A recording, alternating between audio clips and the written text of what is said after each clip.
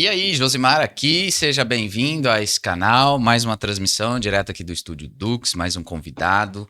Obrigado pela tua companhia. Eu já te peço que você já entre nessa live, já curta, compartilha, manda aí nos grupos do WhatsApp e para que essa live possa chegar a mais pessoas. Essa é a regra do jogo. Se você não interagir com o conteúdo, logo ele as redes sociais não vão entender que o conteúdo é relevante e logo ela não vai distribuir.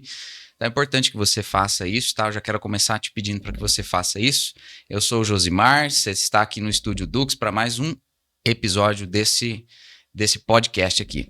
Sejam bem-vindos. Se você não é inscrito no canal, já se inscreve também, tá bom? Hoje eu tô aqui com meu irmão em Cristo, nosso irmão aí, Gimeli. Quanto tempo, quanta história, estávamos aqui conversando em off. Mas antes da gente começar nosso bate-papo aqui, eu queria que você se apresentasse olhando para aquela câmera ali. Fala quem é o Gimeli. Boa noite a todos. Meu nome completo, né, que poucas pessoas sabem, é Túlio Augusto Gimeli. O segundo nome é uma coisa que vem da tradição de família. E eu estou aqui há mais de 30 anos em Sidrolândia, 87, exatamente que eu cheguei aqui. E eu acredito que a maioria das pessoas na cidade, a grande maioria pelo menos, já me conhece, né? Normalmente conhece por Gimeli, né, pelo sobrenome.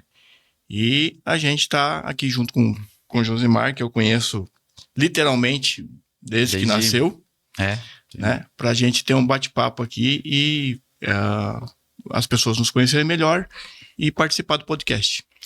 Valeu, meu irmão, é isso aí. 87 você veio para Sidrolândia? Dia 11 de abril de 1987. O meu irmão mais velho, Johnny, é de 87, é de fevereiro de 87. Então, literalmente, você tem idade para ser meu pai. Não querendo te chamar de velho, né? De idoso. De idoso. Mas é isso aí, os cabelos brancos já começaram a aparecer em mim.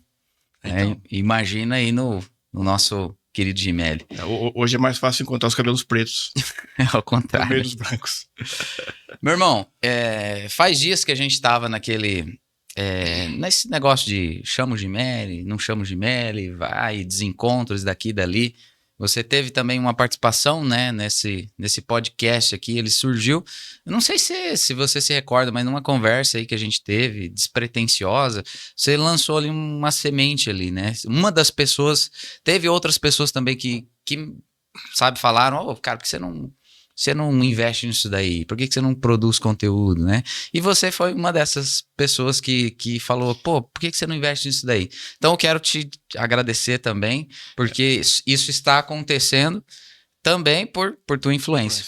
Eu me recordo do dia que a gente conversou sobre isso, né? Na verdade, eu sempre percebi potencial em você para ter essa pegada em relação ao podcast e a redes sociais. E era um talento que estava sendo desperdiçado. Então, a gente percebeu que tinha esse potencial. E é uma coisa que eu tenho comigo sempre. Eu gosto muito de incentivar as pessoas.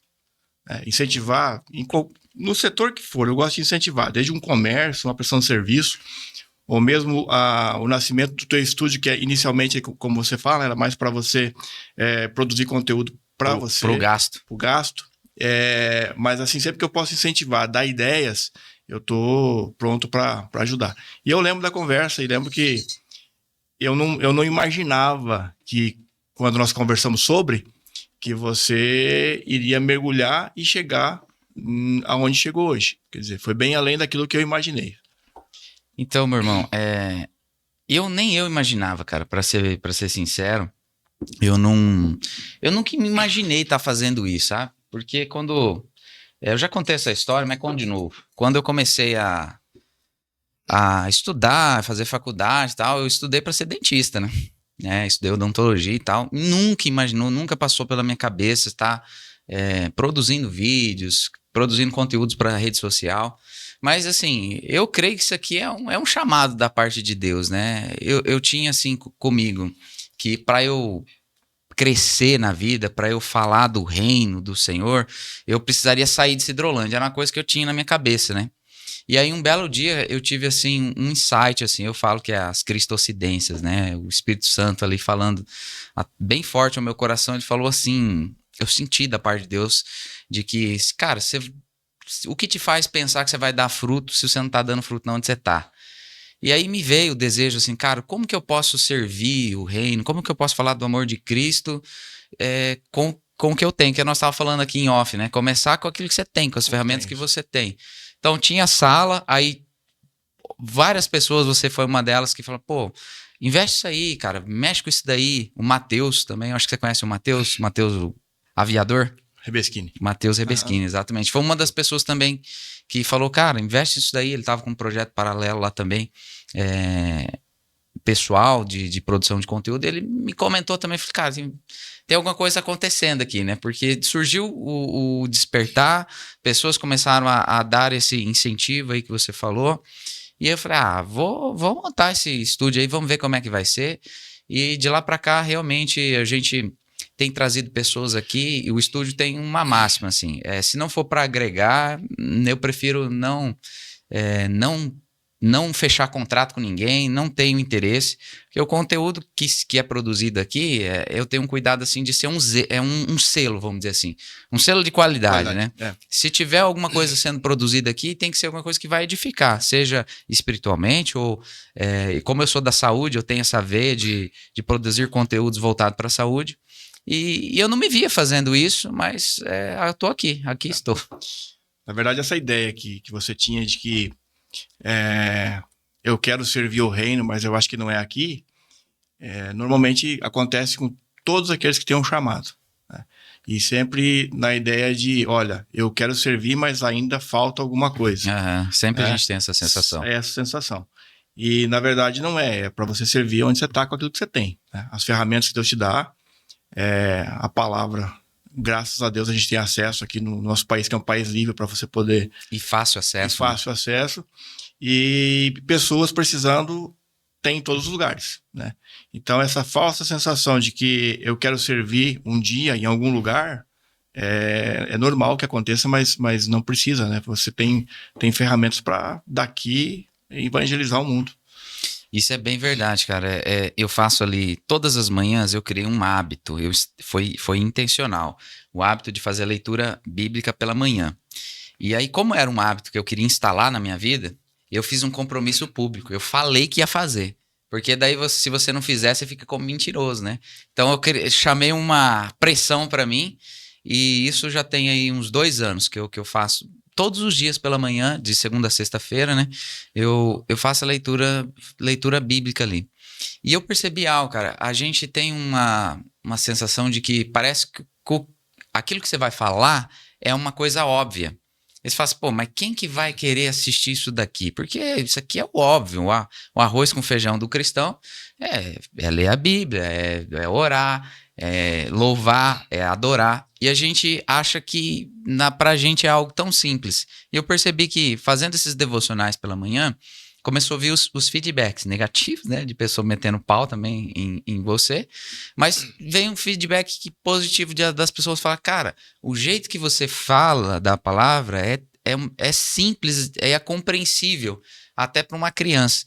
E eu não vi isso com maus olhos, eu vi isso como algo bom. De você estar ali servindo, falando da palavra do Senhor, assim, de uma forma muito espontânea, ali pela manhã, tomando meu café. E muitas pessoas têm dado esse feedback, eu tenho ficado muito feliz com esse trabalho.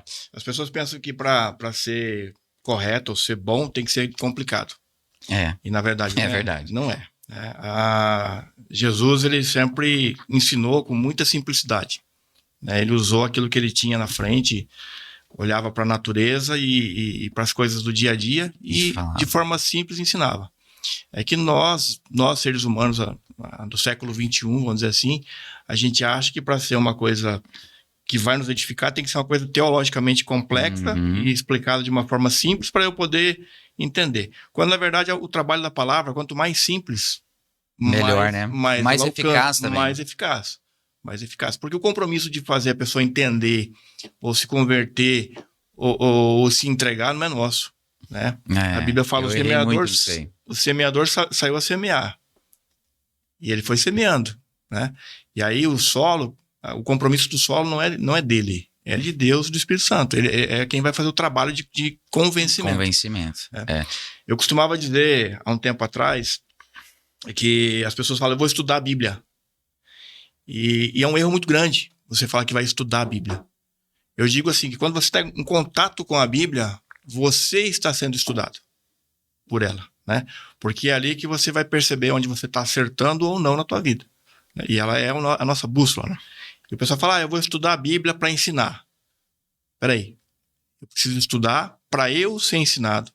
E quando eu for ensinado, eu consigo aí sim ensinar, porque aí vai estar o que eu estou falando e o que eu estou vivendo. Perfeito. Jesus, ele diz lá, o livro de Atos, Lucas fala assim, ó, eu fiz o primeiro tratado, que foi o livro de Lucas, né? Sobre tudo que Jesus começou a fazer e a ensinar. Então, Jesus, a autoridade dele vinha do que ele ensinava e aquilo que ele fazia. E complementava e mostrava quem ele era. E não é diferente com a gente, né? Uma vez alguém falou, e a gente ouve muito essa expressão, Deus falou comigo, Deus falou comigo, Deus falou comigo. Ok, que bom que Deus fala contigo. Aí eu perguntei para as pessoas uma vez, numa reunião, eu falei, o que você tem feito com aquilo que Deus tem falado contigo? Né? Porque Jesus diz assim, por que me chamais Senhor, Senhor, se vocês não fazem aquilo que eu mando? Então é a questão de você entrar em contato com a palavra para ser estudado por ela, para que você tenha mudança, né, de dentro para fora. Porque a mudança de fora para dentro ela é até certo ponto fácil, né? Mas de dentro para fora aí o processo é mais longo, normalmente dolorido. Esse tem sido o meu desafio pessoal. Eu falo assim, encurtar o discurso e a prática. Sim. Porque o discurso é uma coisa, a prática é outra. Exatamente. Aí você tem que, sabe, encurtar isso, trazer ele para que seja uma coisa só, o discurso e a prática, né? Isso tem sido, sabe, o meu desafio, né? Porque eu vejo assim, estudando ali o livro de Atos, né? Que você falou do livro de Lucas, você vê Jesus sempre nos embates. E qual que eram os embates? Sempre era com os fariseus, né? Com os religiosos da época. Nunca era com os pecadores, né? Sim. Sempre aquele embate mais acalorado com os fariseus. Por quê? Em outras palavras, eles eram hipócritas, né? Falavam algo, aparentava algo, mas a prática era diferente, né? Então, esse encurtamento do discurso e a prática, eu acho que talvez seja um dos maiores desafios dos cristãos, né? Porque muitos, que nem você falou, sendo estudado pela Bíblia, né? Identificam erros e falhas de caráter até, mas pegam e preferem optar por varrer para debaixo do tapete. Exatamente. E é justamente o evangelho, ele traz à luz, né? Exatamente. Aquilo que é oculto, ele vem ser revelado, né? Exatamente. Então, é você olhar as suas hipocrisias e procurar combater essas hipocrisias, né? Se sentir desconfortável, incomodado com isso, né? O apóstolo Paulo fala, não que sejamos perfeitos, mas naquilo que já chegamos à perfeição, prossigamos. Quer dizer, você tem que entender que a vida cristã é um crescente. Sim. Né? Com as nossas falhas, com as nossas dificuldades enquanto seres humanos, mas ela é um crescente. Eu não posso permanecer, é como uma criança que nasce e fica, o teu neném que está com 2 aninhos. 2 aninhos.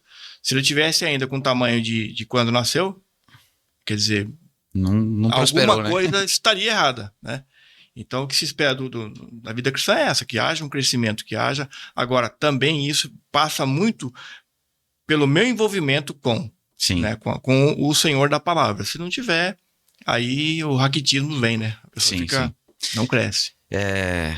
Eu ouvi recentemente, não sei de quem, não é minha essa frase, eu gostaria de lembrar do nome da pessoa para referendar, mas a pessoa diz assim, nós estamos obesos de conhecimento e raquíticos de prática. Eu acho que isso resume toda essa nossa conversa aqui, né? Conhecimento não nos falta. Tem a Bíblia, tem o YouTube, tem TikTok, tem tantos livros, o acesso que nós começamos a falar é muito fácil hoje, né? Tá ao passo de um clique, né? Mas a gente não tá nos faltando conhecimento, tá nos faltando a prática, né? Aquilo lá que Jesus falou assim, não sede ouvintes só da palavra, mas praticantes dela, né? Então, eu vejo que essa falta de prática às vezes tem afastado as pessoas de Cristo, né? Porque é claro do discurso da prática. As pessoas, elas têm, eu falo que tem o balelômetro na cabeça. Todo mundo tem esse balelômetro instalado. O que é o balelômetro? Identificador de balela. Então, quando você vê uma pessoa falando algo, mas tem um comportamento diferente, você fala, já cria aquele rótulo de é só mais um religioso, né? Com isso eu não quero dizer, conforme você disse, que nós vamos ser perfeitos. Nós não somos perfeitos. Só que reconhecer, ponderar, voltar atrás, pedir perdão, também são artifícios que o cristão tem que ter ali no seu repertório.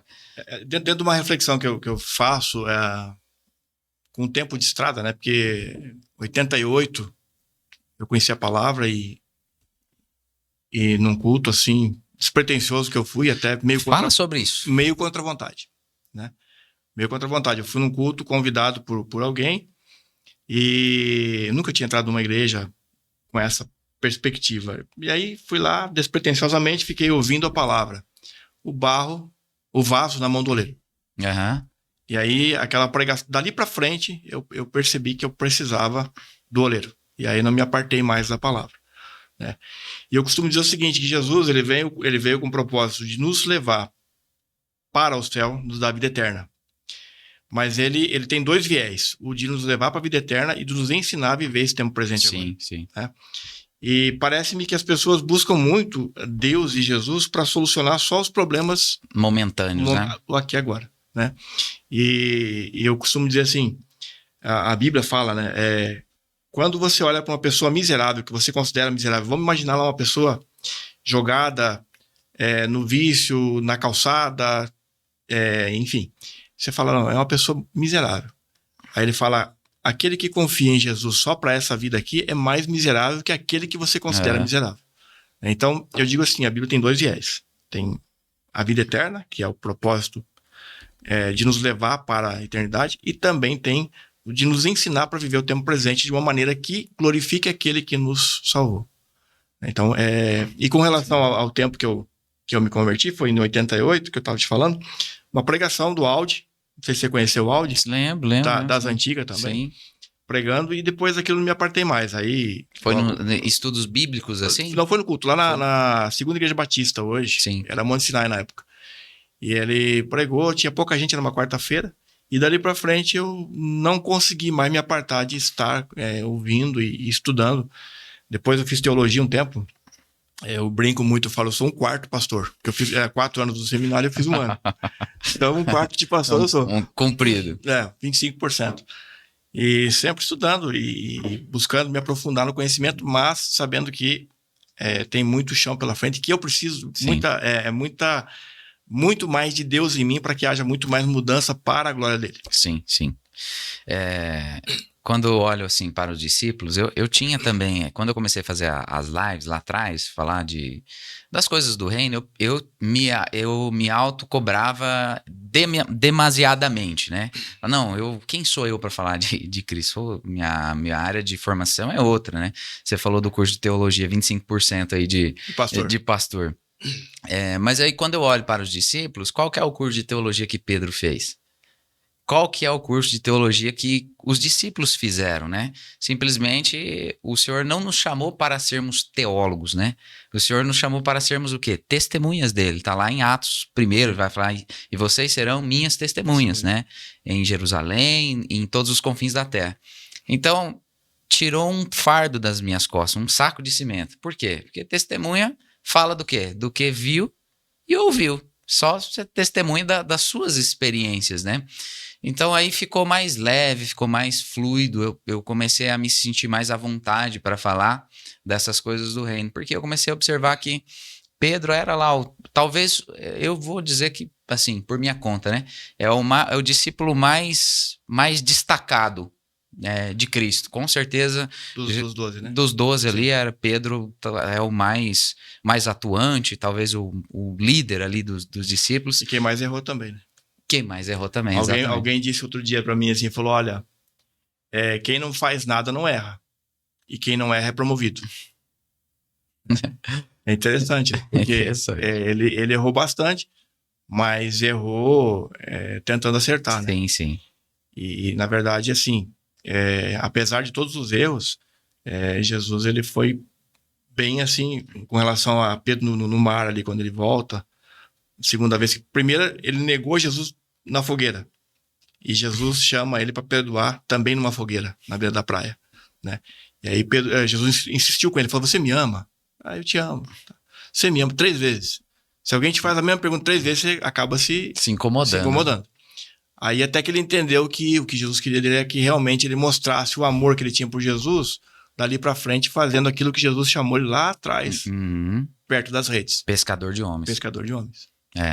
E curiosamente, mas eu creio que tem alguma relação, foram 3 vezes perguntando se ele ama, né? E foi 3 vezes que Pedro negou também, né? Então, eu tenho a sensação de que Jesus está trazendo à memória dele as falhas do passado, mas não de forma a condená-lo, mas dizer que tá tudo bem, você está perdoado em relação a isso e toca a sua vida daqui para frente. Daqui para frente. O nosso grande problema enquanto ser humano é esse, a gente trabalha muito com cobrança. Né? A gente, às vezes, não atua como alguém que quer curar, ajudar a curar uma pessoa. Sim. Mas você quer apontar a ferida. Sim. E quer ficar sempre lembrando ela, olha, você fez isso, você fez isso, você fez isso. E ali não, ali foi uma atitude para cura mesmo. Sim. Uma atitude para chamar a atenção. Libertar ele, né? Libertação. Com certeza. O próprio ambiente, né? Muito parecido. Perto da fogueira, 3 vezes negou, perto da fogueira, 3 vezes perguntou, me amas? E vida que segue. E depois ele se destacou enquanto discípulo, enquanto apóstolo, né? Sim, nós estamos aqui 2000 anos falando do cara, né? Muitos sinais e prodígios, maravilhas o Senhor fez através de Pedro. É aquilo que você falou, interessante isso aí. A gente às vezes fica olhando o erro, né? O olhar do ser humano é de olhar e identificar a falha, né? Tá lá algo lindo, a pessoa vai procurar algo errado. Eu diria que até torce pro outro errar, né? Sim. Parece que fica na torcida pro outro errar pra dizer, pra ter o que falar. Tá vendo? Eu falei. Sabia que ia dar nisso. Parece que o ser humano tem isso, mas desde a época que houve a queda, é assim, né? Na odontologia a gente também tem uma máxima, assim, os professores da faculdade sempre falavam algo, só erra quem faz, né? E é verdade, se você tá ali à frente, liderando qualquer coisa, você tem um holofote na tua cabeça, né? Então você tá exposto, né? Então qualquer falha, qualquer desvio, qualquer tropeção, sempre vai ter alguém para apontar ali as falhas, mas isso não pode nos paralisar, né? Eu já recebi, assim, duras críticas já. E Jesus vai falar que geralmente as críticas elas vêm dos de dentro. Foi isso que os apóstolos sofreram, né? Eles não tiveram um problema com o gentil, né? Eles tiveram um problema com o judeu, que é o próprio povo, né? Perseguiu o apóstolo Paulo, que apedrejaram, espancaram, o primeiro mártir ali, Timóteo, né? Da igreja, foi perseguido pelos de dentro. Então, parece que é assim uma regra, né? Tem que ser com os de dentro, porque com os de fora você não se preocupa tanto. A opinião dos que estão distantes, elas não têm o poder de te paralisar. Exatamente. Né? Agora os de dentro têm essa capacidade, né? Além de te conhecerem, né? E saber onde que podem pegar, entre aspas, o ponto fraco dele é esse aqui. É interessante. Agora, eu falo assim, Jesus, ele ameaçou muita gente, né?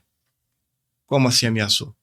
Não ameaçou de morte, ele ameaçou todo um contexto religioso que existia, estabelecido, de pessoas que eram líderes, mas que usavam a liderança para aproveitar das pessoas. Né? E uma pessoa que não tem, às vezes, discernimento, ela é uma presa fácil para um líder tirano. Né? E existia uma tirania muito grande em relação... Jesus fala em Mateus 23, ele fala, vocês exigem das pessoas aquilo que vocês não querem fazer. Né? Então ele ameaçou isso. E ninguém sendo ameaçado num reino, e eu sei que o assunto aqui não é política, mas quando você está num poder e você percebe que alguém pode ameaçar o teu poder, você vai neutralizar, vai atacar, vai tentar derrubar, vai tentar usar todas as armas. E eles fizeram isso, né? Ao ponto de pedir a crucificação de Jesus. E sem saber, né? Eles acharam que estavam fazendo ali um mal para Jesus e eles estavam cumprindo as profecias que tinha sobre Jesus, né? Exatamente. Então, até a pessoa desejando o teu mal, até a pessoa querendo a tua caveira, vamos dizer na linguagem de hoje, ela acaba às vezes acelerando um processo, o propósito que o Senhor tinha com Cristo, porque ele veio para isso, né? Ele não veio para trazer essa prosperidade momentânea, financeira, que se fala por aí, mas ele veio justamente para uma cruz, né? Tanto prova disso é que o diabo quis encurtar o processo. Quando ele teve um encontro ali com Cristo para tentar, ele falou, não, mas falei hoje na live, você não precisa passar por uma cruz, não tem necessidade de tanto sofrimento, eu posso te apresentar um atalho, né? E aí o atalho do propósito sempre você vai dar com o burro na água. Até no último momento, né? Quando ele estava na cruz, o cara falou, mas se você desce daí. Se você realmente é filho de Deus. Até o final, né? Desce daí. E interessante a questão da perseguição, vamos dizer assim. Logo que Jesus foi para os céus, voltou para o reino, para a glória com o Pai, os discípulos estavam confortáveis ali em Jerusalém. E aí a Bíblia fala que veio uma perseguição. Então a perseguição também serve o propósito de Deus muitas vezes. Sim, Aquela sim. perseguição fez com que eles se esparramassem dali, fossem para todos os cantos, e a Bíblia fala que eles foram anunciando a palavra. Né? A contradição, às vezes, ela é usada por Deus para amplificar o reino. E é a grandeza de Deus, né? A gente nunca consegue entender, né, na sua totalidade. Você falou da perseguição, na hora já veio aqui na minha cabeça, eu lembrei de uma figura emblemática que é conhecida sua também, que é o saudoso pastor Adir. Saudoso pastor Adir, um dia ele falou uma frase no estudo bíblico lá na casa do meu pai, nunca mais eu me esqueci, foi justamente isso que você falou. Ele falou uma frase assim que na hora eu falei, opa, peraí, isso aí é marcante, deixa eu anotar aqui. Ele disse assim, o nosso problema é que nós não temos perseguição. Aí eu falei, uau, essa frase é boa, hein? Nós não temos perseguições. É justamente isso que você falou. Quando nós não temos essa perseguição, essa cobrança, né, em cima de nós temos uma tendência a nos acomodarmos, a esfriar, Sim. a ficar morno, né? Mas tem alguma coisa te cutucando ali, faz você ir para frente. Então, é isso mesmo. Isso em qualquer setor, né? A área espiritual, a área profissional mesmo. Se você ficar se acomodar, não, tá tudo certo, tá bom. Sim. Assim. É por isso que o homem precisa de uma esposa, né? Senão ele se acomoda e tem que ter uma mulher ali do lado cutucando ele, né? Que diz os estudiosos aí que a palavra hebraica é opositora, idônea, né? Não auxiliadora, mas na raiz ali da palavra significa opositora, né? Então é uma mulher que se opõe a você, mas ela não se opõe para te denegrir, para te derrubar, ela se opõe para que você cresça.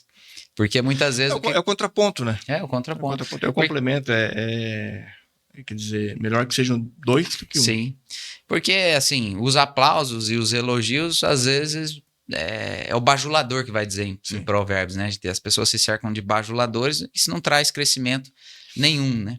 Eu lembro de uma história que é verídica, só não sei onde aconteceu, mas é verídica. Um pastor desceu do púlpito, alguém chegou e falou, nossa, sua pregação foi maravilhosa. Aí o pastor falou, então, o inimigo me disse a mesma coisa lá em cima. Você tá arrebentando, Você é o bichão. É o bichão.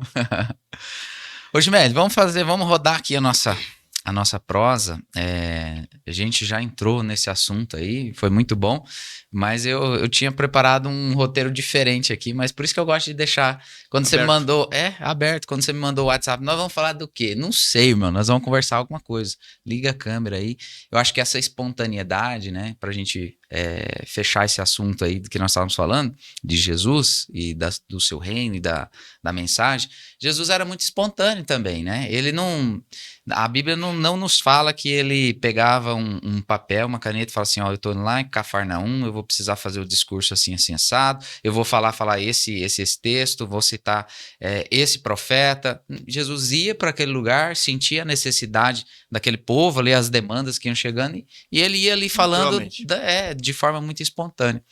Então eu percebi que a espontaneidade é o que deixa a conversa mais agradável. Eu tive um período de pregador um tempo atrás que toda vez que eu tentava fazer alguma coisa escrita... Dava ruim. Eu me perdia. Eu sou assim também.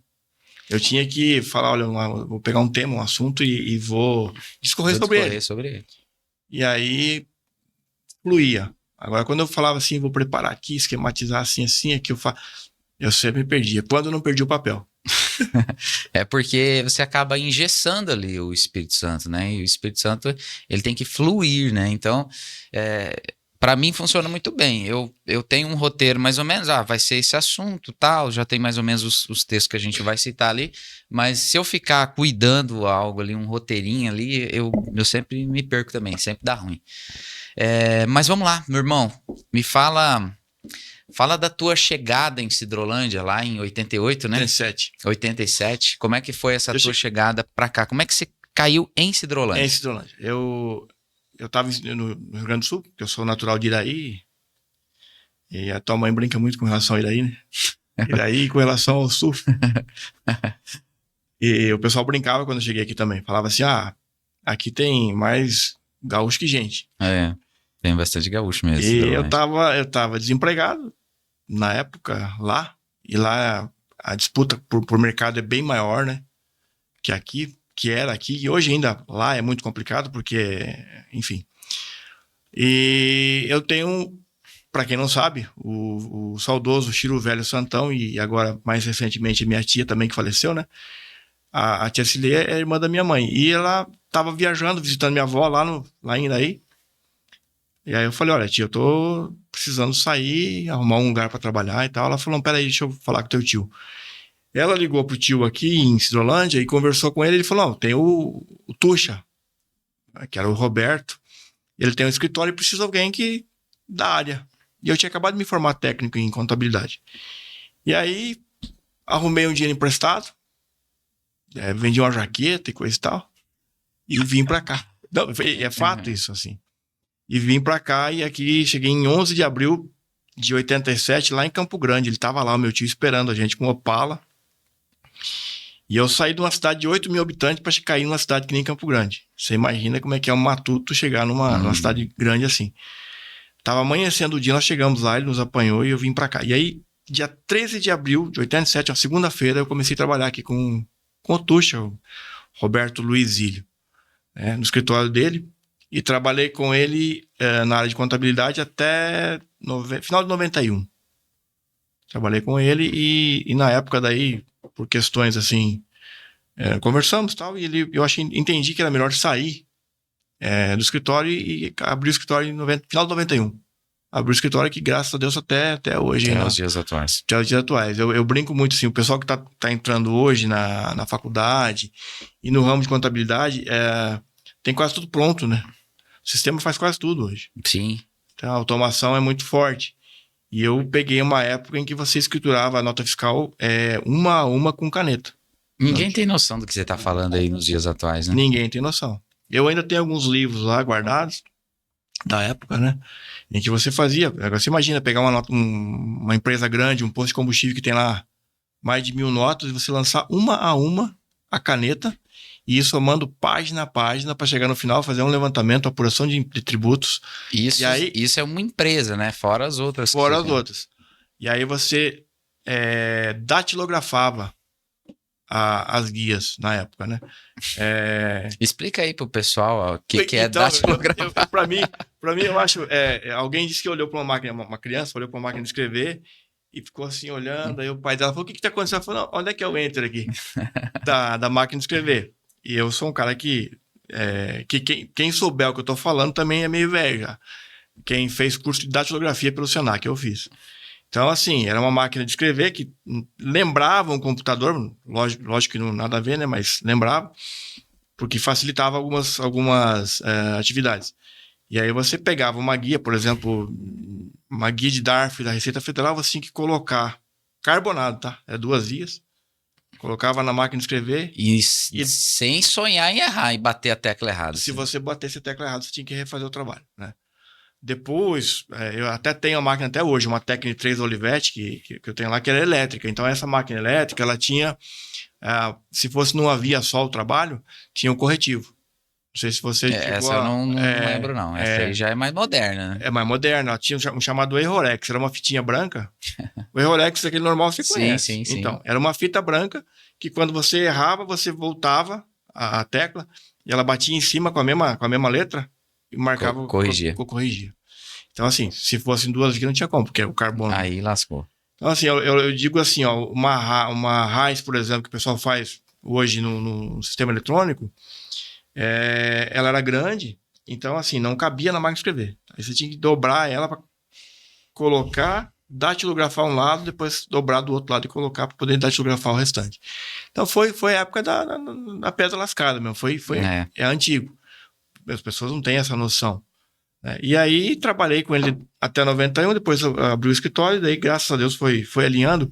E é interessante, voltando na questão da fé, né? Uma das orações que eu fiz foi essa, pedir para Deus um trabalho que eu pudesse sustentar a família, enfim. E foi resposta de oração, né?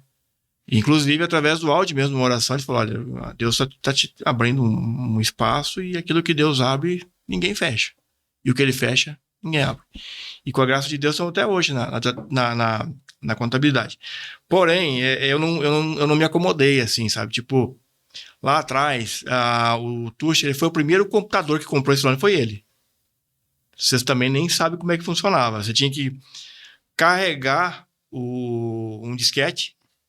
Conhece disquete? Lembro. Joguei Sim. muito Dave lá nos joguinhos de disquete. Então, tinha um disquete maior de 5 1/4, você tinha que colocar no computador, carregar o sistema operacional do DOS, antigamente, para depois retirar e conseguir trabalhar com Word, fazer, enfim... Que coisa. Windows 95. Não era antes era o embrião do Windows ainda. O Windows veio bem depois. Você carregava e os sistemas eram todos assim, não era gráfico que nem hoje, né? O Windows hoje é tudo diferenciado gráfico e tal. Na época era sistema DOS, então era só... Nos filmes americanos aparece muito aquela letrinha branquinha lá, assim. Sim, fica piscando ali. Isso. Era aquele cursorzinho lá. E aí, quando o Tuxa, infelizmente, ele faleceu em 92, novo ainda, com 30 e poucos anos, 35, a esposa dele resolveu parar com o escritório. Aí eu fui lá e comprei o computador que era dele. E aí eu acredito que eu fui um dos primeiros, assim, em Cidrolândia, de contabilidade, a usar um computador. Bem... E aí nunca parei de querer sempre evoluir, tá sempre fazendo, mudando a questão de máquina, computador, sim, atualizando o software que a gente tem lá, tudo. Por quê? Porque se você parar no tempo, você... Fica obsoleto, né? Fica obsoleto. E ainda mais nos tempos de hoje, né? Que hoje a coisa tem avançado muito rapidamente, sim, né? A gente estava fazendo um vídeo aqui contando a história da Pax, né? A gente está elaborando esse vídeo já. Começamos ali com meu pai, com a minha mãe, a visão deles no início, aí depois eu, o João, o Thiago, a Mariana, falando dessa geração. E nós pegamos uma fase, vamos dizer assim, de transição, né? Do negócio feito a facão para a parte de informática. E eu me lembro disso aí, do curso de datilografia, né? A Ângela, que morava com a gente, ela fazia esse curso de datilografia. E a máquina de escrever que o Gimelli comentou aqui, ela era uma espécie de computador com uma impressora, né? Tudo junto. Tudo junto ali, integrado. E aí tinha a fitinha vermelha, a fitinha azul, né? Preta, né? Preta. Preta. O meu pai tem um museu lá na casa dele, ele tem uma máquina de escrever lá, tem vitrola, tem bastante coisa. Mas interessante que... eu não sei se você tem essa sensação, parece que conforme as coisas vão evoluindo, vai surgindo facilidades, só que parece que a gente fazia muito mais, era muito mais produtivo do que os tempos atuais. Parece que hoje o dia voa. Eu não sei se você está conectado a tanta coisa. Eu tenho a sensação, às vezes, no final do dia, que parece que eu fiz muito pouco. Eu me sinto, às vezes, improdutivo. E eu vejo que a tecnologia, às vezes, ela te proporciona facilidades, mas parece que você fica meio travado ali. Alguém disse o seguinte, que a tecnologia, a primeira proposta dela era fazer com que sobrasse mais tempo para você fazer suas tarefas, assim, lógico, em menos tempo, e te sobrasse mais tempo para ter uma qualidade de vida. Sim. E ao invés de você pegar esse tempo que teoricamente ia sobrar para aproveitar a vida, realmente aproveitar, que eu digo assim, ter um momento de lazer, desfrute, né? Da vida em si, você aumentou o trabalho. Para poder pagar as mordomias. As mordomias. E aí a corrida dos ratos lá que falam. Então, exatamente. E as mordomias, você não consegue, às vezes, usar o dinheiro que você ganhou para as mordomias porque você não tem tempo para elas. Então é isso. Como que é que nem cachorro caeta do rabo, né? Fica ali rodando. No mesmo lugar, né? Eu tenho uma analogia um pouco diferente, mas não dá para falar. Mas da cenoura, você já viu? Por quê? Por causa que quem carrega a cenoura? Não, deixa quieto. A Pax é nossa cliente lá na contabilidade desde 97. E eu tenho lá, eu devia ter trazido junto para mostrar aqui o contrato meu que eu tenho desde 97, que eu sou cliente Pax também. Faz tá na gaveta. Um xerox lá para a gente usar a linguagem das antigas, já que nós estamos falando disso, né? Ou passa um fax depois aí mais tarde para gente, desse contrato aí. O fax teve vida tão curta que tem gente que não conheceu, né? Porque foi muito rápido. É que ele veio numa fase bem de transição mesmo ali, então foi muito rapidamente, né? Eu tenho lá, tá na gaveta lá, facinho de encontrar, tá lá o meu... 97. 97. cliente Pax. E aí eu também, né, na época teu pai nos contratou para que fizéssemos a contabilidade. E aí, com a graça de Deus, estamos aí até, já vai para 30 anos. 30, 2027 faz 30 anos já. 27, 20. Batendo aí nos 30 anos já. O tempo voa.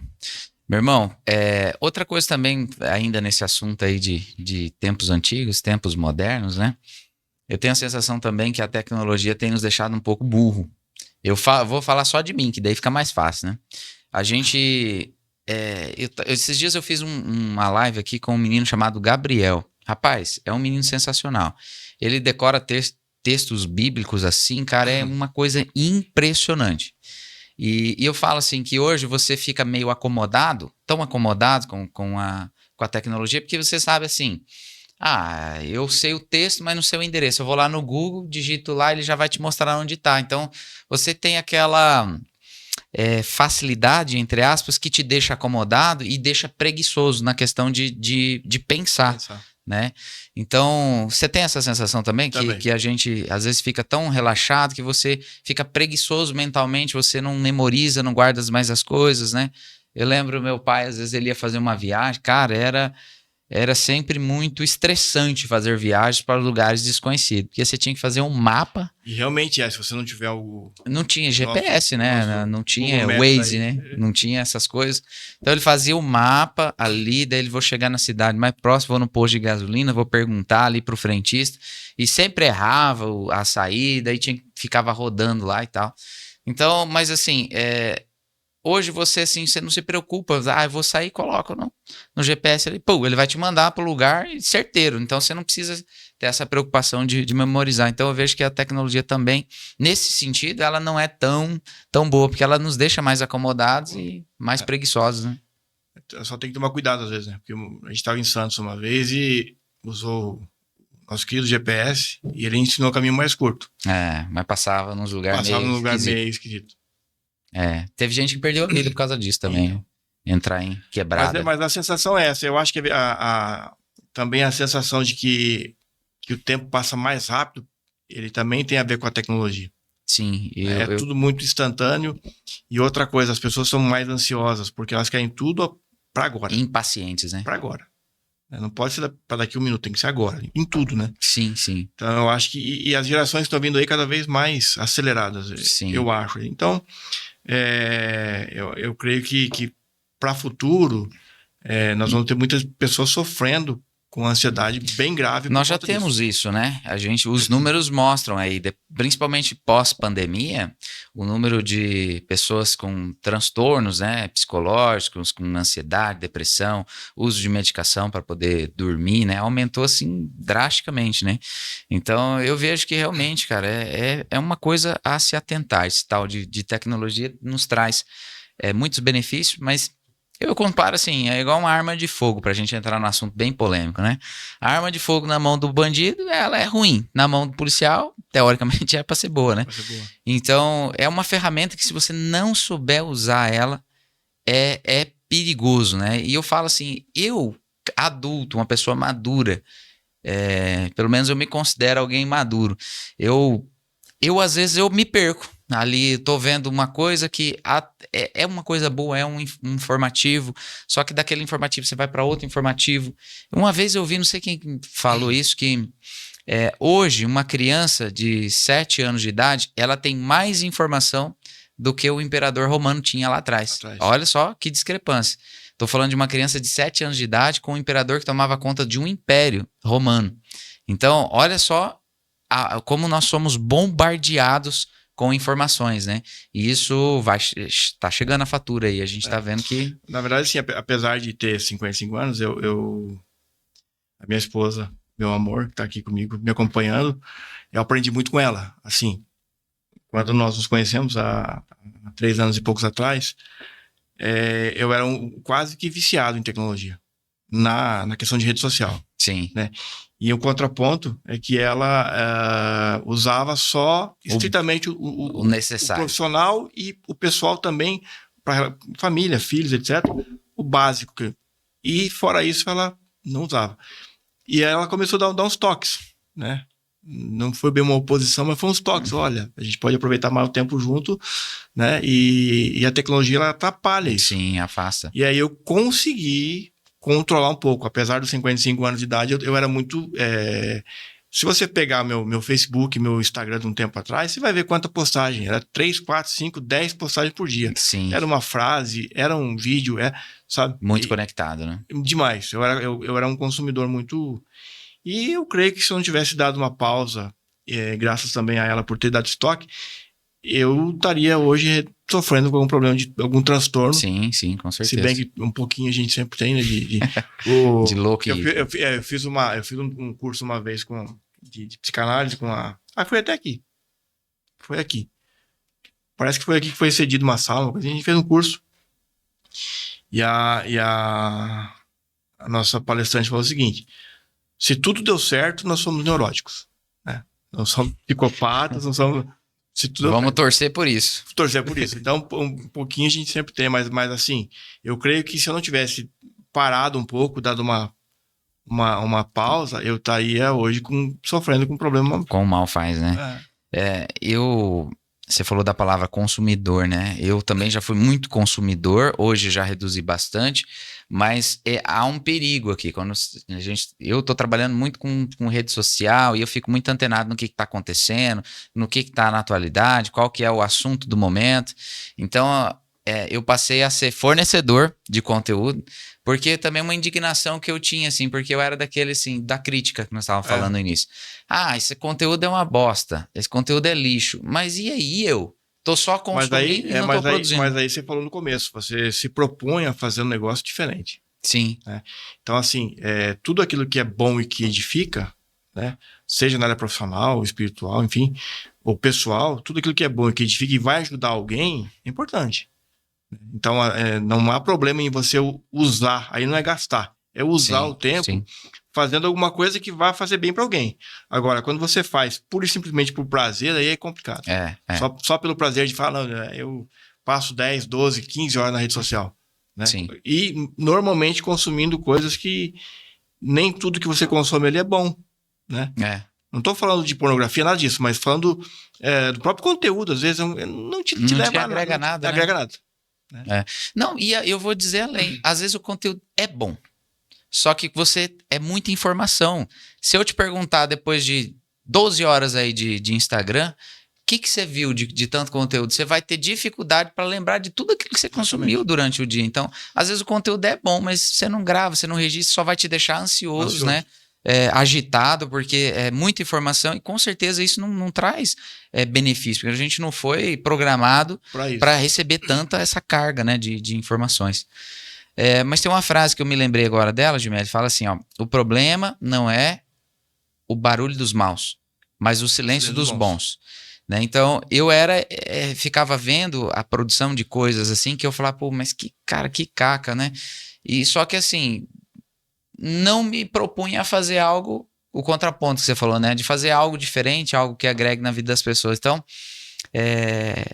às vezes a gente é muito julgador, assim, da produção do conteúdo de alguém que tá... Hoje eu já tenho um olhar diferente, eu vejo alguém começando a trabalhar, eu quero incentivar, claro que você falou, quero incentivar o cara. Por quê? Porque é conteúdo bom. E nós precisamos de gente boa na internet, né? Porque a palavra do Senhor fala o seguinte, para voltar nela de novo, né? Os filhos das trevas são mais prudentes do que os filhos da luz.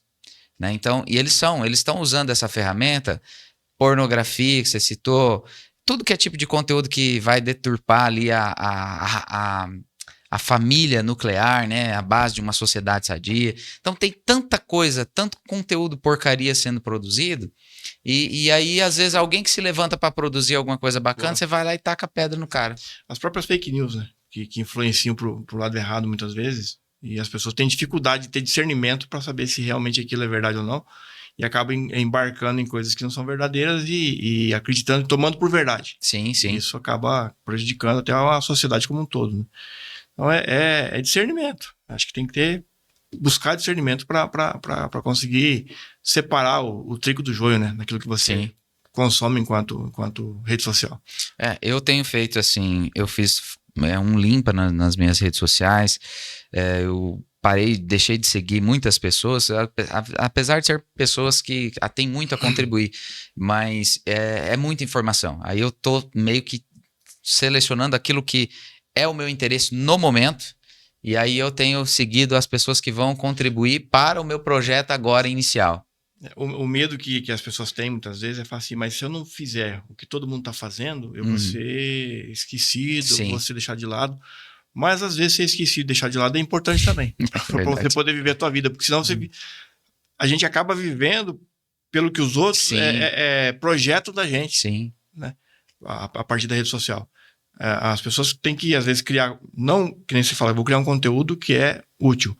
Tem gente que cria conteúdo só porque ela tem um seguidor que precisa de um conteúdo dela todo dia. Sim. E às vezes ela produz coisa boa e às vezes é porcaria. E aí a pessoa tá ali consumindo. Ah, mas foi o fulano que falou. Se ele falou, então tá certo. É isso mesmo. E vida que segue. Né? Não tem nenhuma responsabilidade. Nenhuma. Meu irmão, 1 hora já. Bateu no relógio aí de live.